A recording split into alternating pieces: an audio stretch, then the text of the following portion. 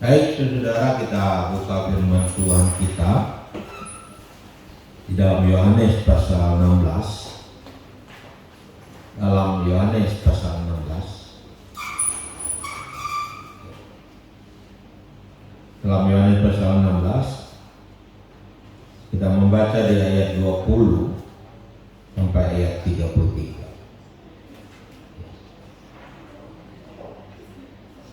Yohanes pasal 16 ayat 20 hingga ayat 33. Kalau sudah dapat, mari kita baca secara bergantian kan ayat firman Tuhan. Dari ayat 20. Sudah? Baik. Aku berkata kepadamu, sesungguhnya kamu akan menangis dan meratap, tetapi dunia akan bergembira. Kamu akan berduka cita, tetapi duka citamu akan berubah menjadi sukacita.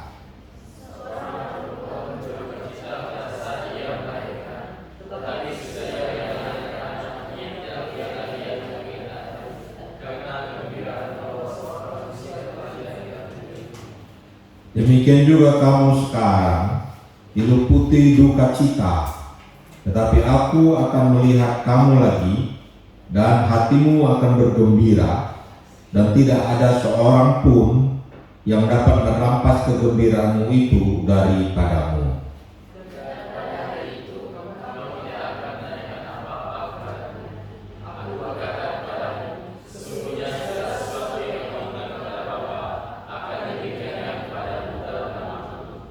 Sampai sekarang kamu belum meminta sesuatu pun dalam namaku.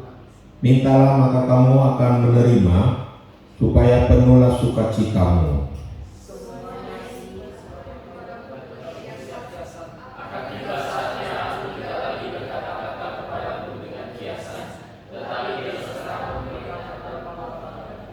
Pada hari itu kamu akan berdoa dalam namaku, dan tidak aku katakan kepadamu bahwa aku meminta bagimu kepada Bapa.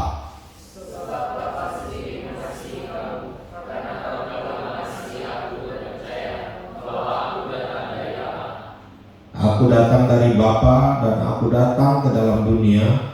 Aku meninggalkan dunia pula dan pergi kepada Bapa.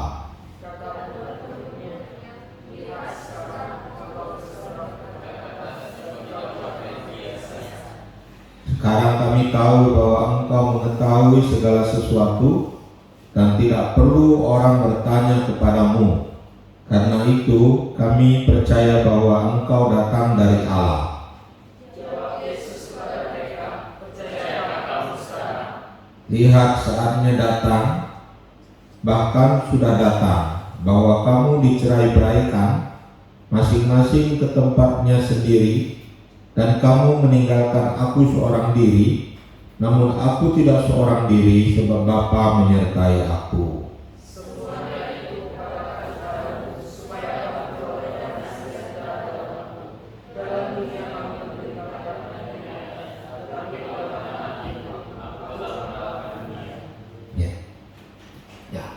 Saudara-saudaraku dikasih oleh Tuhan, kita mau belajar pada hari ini, atau malam ini, duka cita menjadi sukacita.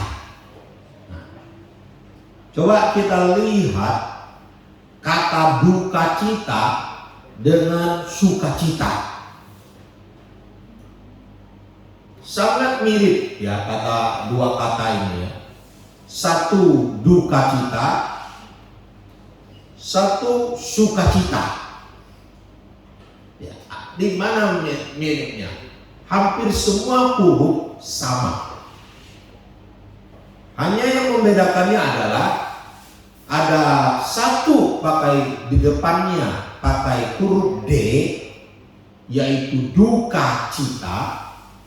Yang satu pakai huruf S, yaitu sukacita. Jadi antara duka cita dan sukacita hanya dibedakan huruf depannya saja. Nah, bagaimanakah duka cita bisa berubah menjadi sukacita? Duka cita kita lihat ada kata D. D mungkin melambangkan dunia, ya kan? Dunia memang banyak membawa duka cita. Kemudian kita melihat bagaimanakah duka cita itu bisa menjadi sukacita, yaitu huruf D itu diubah, dibuang, dan diganti dengan S, sehingga menjadi apa? Sukacita. Dari D menjadi S, gitu. Jadi membuang dunia dan menggantikannya dengan S. Apa itu S? S itu Yesus. Beri semangat dulu.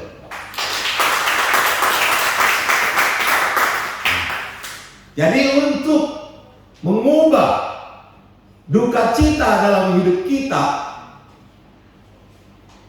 harus ada Yesus di dalam. Ketika Yesus ada di dalamnya, maka duka cita akan menjadi sukacita. Mengapa? Why? Mengapa Yesus bisa merubah duka cita menjadi sukacita? Mengapa Yesus bisa mengubah penderitaan hidup kita yang diidentikan dengan duka cita menjadi sukacita? Saudara-saudaraku dikasih oleh Tuhan, tadi kita belajar bahwa dari D, huruf D diubah menjadi S, dari dunia menjadi Yesus. Mengapa Yesus bisa mengubah duka cita, kesedihan, penderitaan itu menjadi sukacita? Nah, saudara-saudaraku dikasihi oleh Tuhan Yesus, yang pertama kita melihat bahwa Yesus menjadikan duka cita itu menjadi ada hasilnya. Jadi Yesus memberi hasil kepada duka cita itu. Dan hasil yang diberikan oleh Tuhan Yesus adalah hasil yang membawa sukacita. Banyak orang yang berduka cita atau menderita, tapi penderitaan mereka itu sia-sia. Banyak orang yang menderita, penderitaan mereka tidak ada hasil apa-apa. Yesus mengumpamakan penderitaan yang membawa hasil itu seperti seorang ibu yang melahirkan seorang anak. Ketika seorang ibu melahirkan seorang anak, maka ibu itu akan mengalami kesakitan. Dan kesakitannya itu adalah kesakitan yang sangat sakit. Kalau nggak percaya, kita boleh tanya kepada mama kita yang di rumah. Sakit enggak waktu melahirkan kita ke dalam dunia ini? Nah, kemudian di tengah-tengah kesakitan itu, mama kita berjuang dan akhirnya melahirkan kita. Mungkin mereka menangis, mereka berteriak ketika melahirkan kita. Dulu waktu Simu mau melahirkan Eren, saya jaga Simu. Dan ada seorang ibu juga sedang sedang hamil tua dan juga sedang sakit perut dan mau melahirkan anak. Ada yang terjadi, saya mendengar rintihan, tangisan, ratapan dari ibu ini ketika dia mau melahirkan anaknya. Menangis, meratap karena sakitnya ketika mau melahirkan anaknya. Tapi saudara-saudaraku dikasih oleh Tuhan, Yesus mengumpamakan di sini bagaimana ketika anak itu lahir dan ketika ibu itu bertemu dengan anaknya yang baru lahir itu, maka ibu itu menjadi bersukacita, menjadi bergembira karena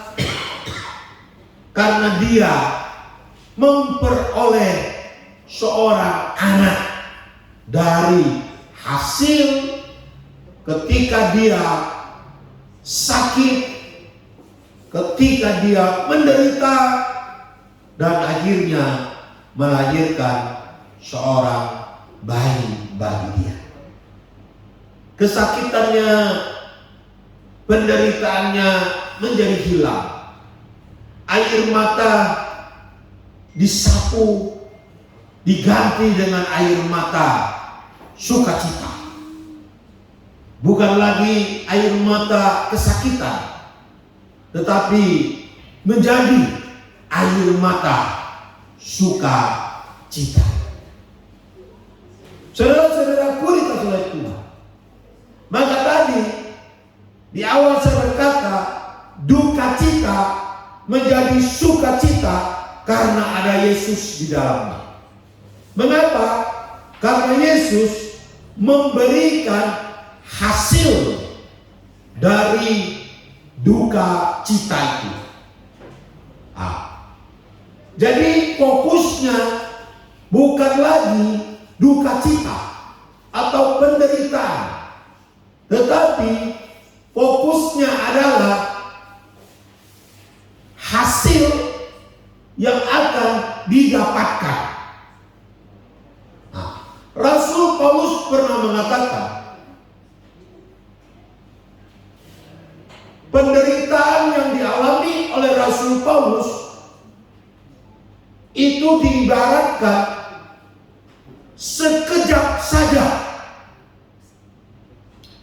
Kemudian bukan hanya sekejap saja, tetapi penderitaan yang dialami oleh Rasul Paulus itu penderitaan yang ringan.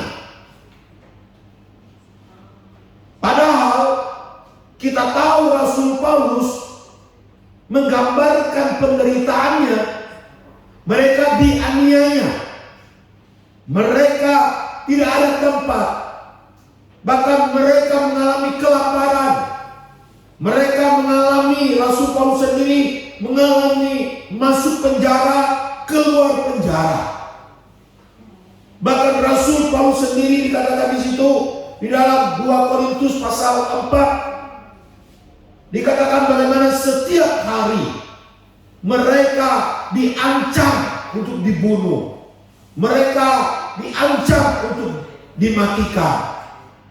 Jadi mereka mau mengancam mereka setiap hari. Penderitaan yang seperti itu Rasul Paulus katakan ringan. Penderitaan seperti itu Rasul Paulus katakan itu sekejap saja. Padahal sekejap itu berarti sekejap itu seperti seorang yang memetikan matanya sebentar sudah selesai. Pendek sekali. Padahal kita tahu Rasul Paulus pelayanannya bukan 1-2 hari, bukan 1 bulan 2 bulan, bukan 1 tahun 2 tahun. Pelayanannya cukup panjang dan sampai akhir pelayanannya. Saudara-saudara, mengapa Rasul Paulus katakan seperti itu? Karena Rasul Paulus tidak lagi melihat penderitaan, tapi dia melihat hasil dari penderitaan itu. Apa hasil dari penderitaan Rasul Paulus itu? Yaitu kemuliaan. Rasul Paulus katakan, kemuliaan yang tiada bandingnya. Itulah penderitaan.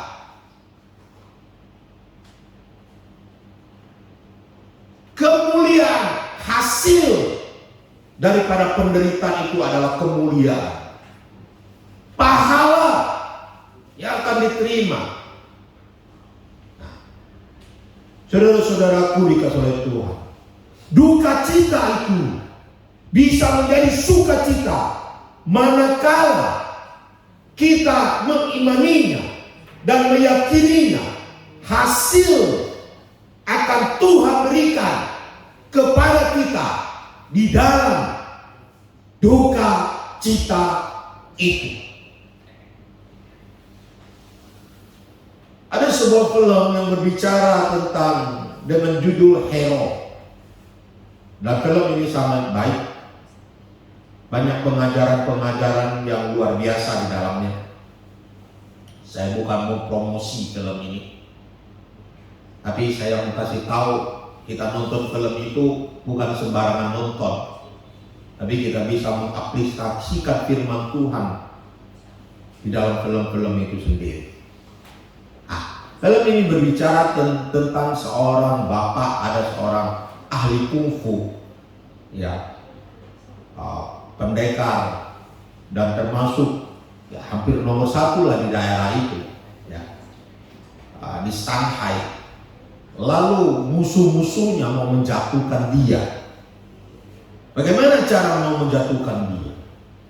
Satu kali dia dijebak dan dimasukkan dalam penjara. Di dalam penjara, rupanya dia itu disuntik, ya, dengan tipu daya bahwa itu pengobatan. Rupanya yang disuntik itu bukanlah obat, tetapi yang disuntik itu adalah opium. Opium itu adalah narkoba, ya. Ya, kalau kita sekarang, ya, nah, seperti itu. Jadi disuntik itu, sehingga ketika ahli kungfu ini, bapak ini keluar dari penjara, dia mengalami ketagihan akan opium itu, dan tubuhnya menjadi lemah dan sakit dan menderita sekali, sangat-sangat menderita sekali. Ya. Akhirnya ketahuan bahwa dia mengalami kecanduan. Tapi sekarang bagaimana menolong dia? Tidak ada jalan untuk menolong dia secara medis waktu itu. Tidak ada cara menolong dia. Bagaimana menolong dia? Tapi akhirnya bapak ini berkata, begini saja. Setiap dia kecanduan, jangan berikan opium kepada dia. Akhirnya dia diikat di sebuah ruangan, ditempatkan di sebuah ruangan, sebuah kamar. Akhirnya dia di situ nggak boleh dikasih opium, nggak boleh dikasih apapun, ya boleh kasih makan, minum, vitamin dan sebagainya. Dia akhirnya di situ. Padahal cara ini bisa juga berbahaya dengan nyawanya. Tetapi cara ini dipakai selama 1 bulan dia diikat di dalam kamar dan tidak boleh keluar dan tidak boleh dikasih opium. 1 bulan dia berteriak terus. Setiap kali sakau, setiap kali ketagihan dia berteriak, membanting tubuhnya, membanting apa yang ada di dalam. 1 bulan dia harus menderita di dalam kamar sendiri. Tetapi akhirnya setelah 1 bulan dia pun terbebas dari ketagihan opium. Memang dia harus menderita, tetapi penderitaan itu membuat dia akhirnya dibebaskan dari opium ini. Saudara-saudaraku dikasih oleh Tuhan Yesus, penderitaan mendatangkan hasil yang baik. Tuhan Yesus yang membuat penderitaan itu menjadi ada hasilnya. Amin. Ketika kita menderita di dalam Tuhan, maka akan ada hasilnya dalam hidup ini. Kadang-kadang anak-anak muda tidak mau menderita. Maunya tuh enak doang. Kalau bisa hidup ini semua serba instan, serba nyaman, serba enak. Seperti orang melaju di jembatan tol. Jadi jangan ada masalah, jangan ada tantangan, jangan ada kesulitan. Saudara-saudaraku dikasih oleh Tuhan, duka cita menjadi sukacita karena Tuhan menjadikan duka cita itu sebagai hasil. Ada hasil yang indah di balik duka cita orang percaya. Amin. Ini semangat dulu. Makanya jika hari ini engkau kedapatan dalam penderitaan, engkau kedapatan dalam ketidakenakan, jangan menyerah, jangan putus asa,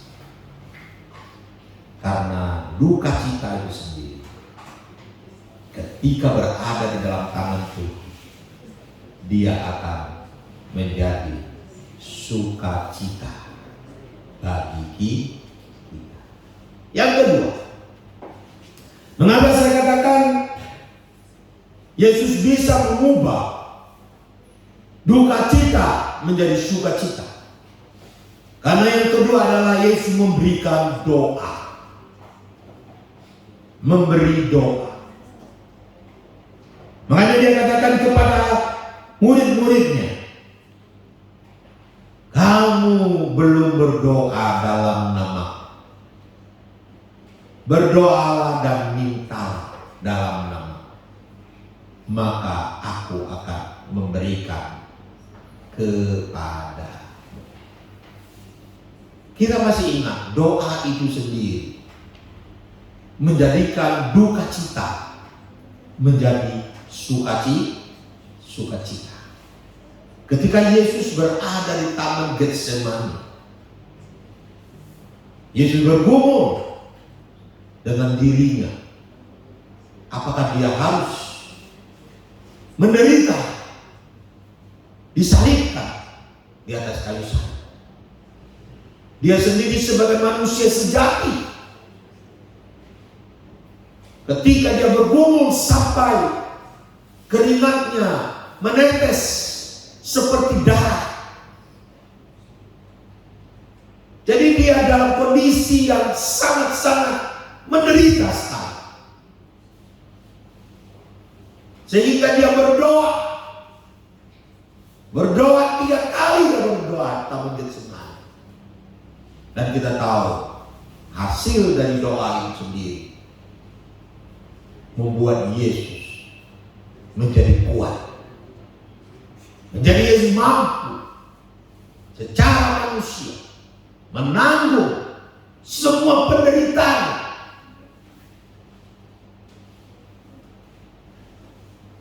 Karena kita tahu Yesus adalah Allah, pencipta alam jagat raya. Dia datang ke dalam dunia untuk menyelamatkan umat manusia. Tapi dia harus menjadi seperti manusia untuk menanggung semua dosa-dosa, menderita di atas kayu salib. Dan doa mengubah penderitaan itu menjadi kekuatan. Duka cita itu menjadi sukacita karena doa. Amin. Nah, saudara-saudaraku dikasih oleh Tuhan Yesus, jangan lupa berdoa ketika kita mengalami penderitaan dan kesengsaraan. Biasanya ketika kita mengalami masalah, kita cari cara menyelesaikan. Kita tanya sana sini, kita bergumul, mencari orang-orang yang bisa menolong kita. Tapi kadang-kadang kita lupa bertanya pada Tuhan dan meminta pertolongan kepada Tuhan di dalam doa kita. Jadi ketika kita menderita, kita harus mencari Tuhan di dalam doa. Maka penderitaan itu sendiri, duka cita itu sendiri akan menjadi apa? Sukacita. Beri semangat. Yang ketiga, terakhir,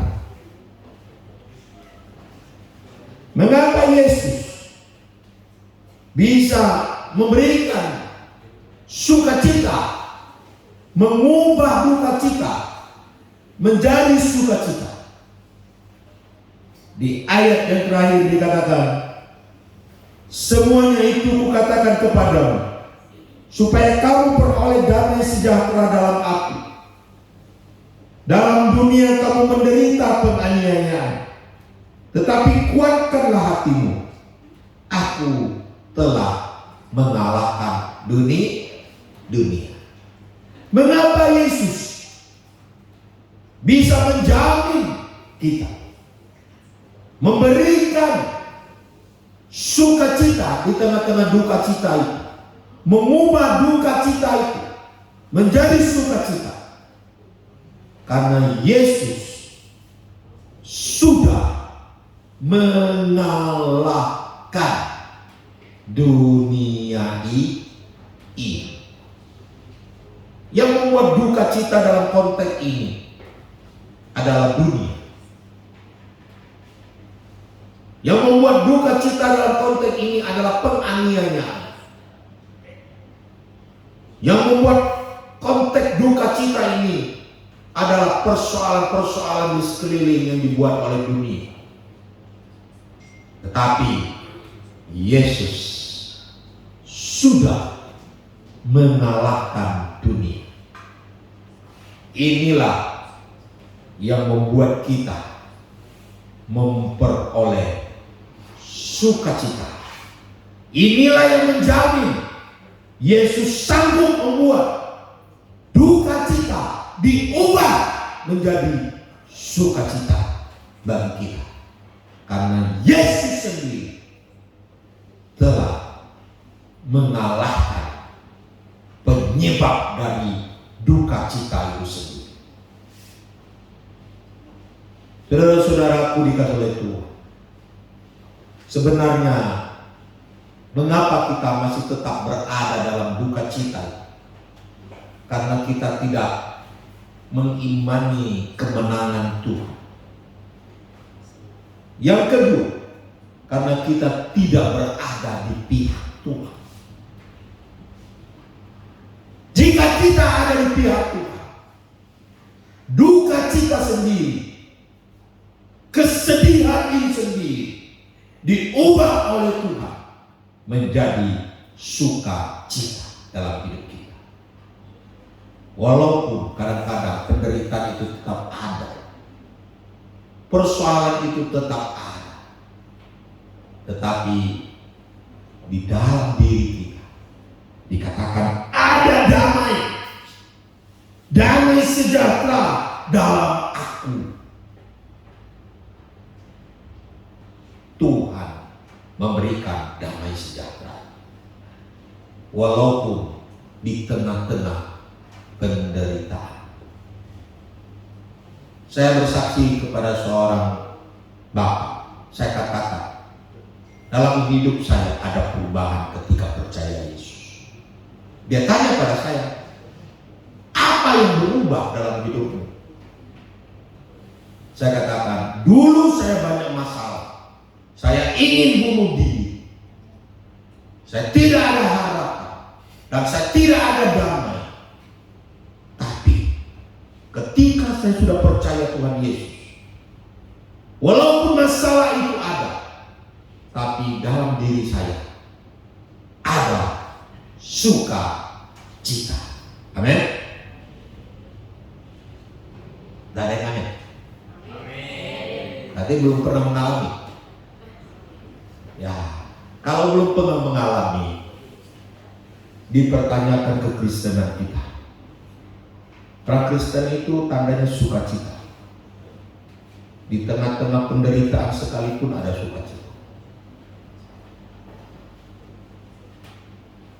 Amin.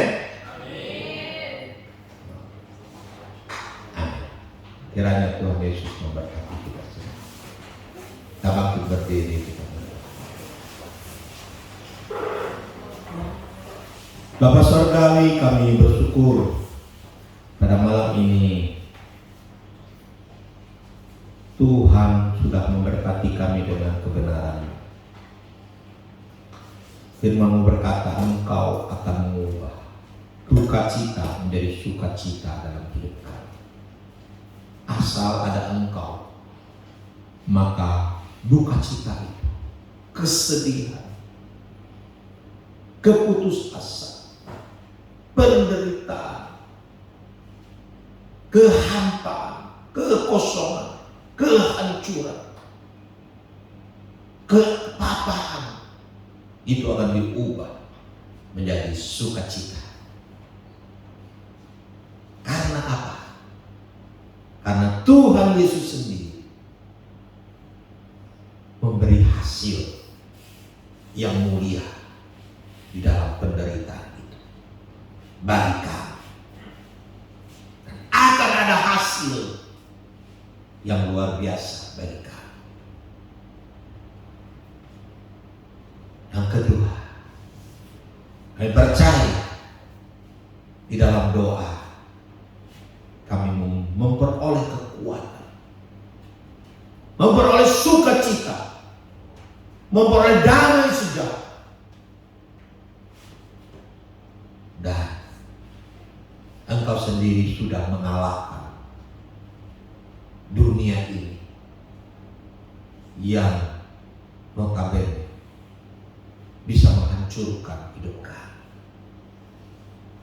Tapi ketika kami berpihak kepada Engkau, dan ketika Engkau beserta dengan kami, maka kami akan memperoleh sukacita, bahkan di tengah-tengah duka cita itu sendiri.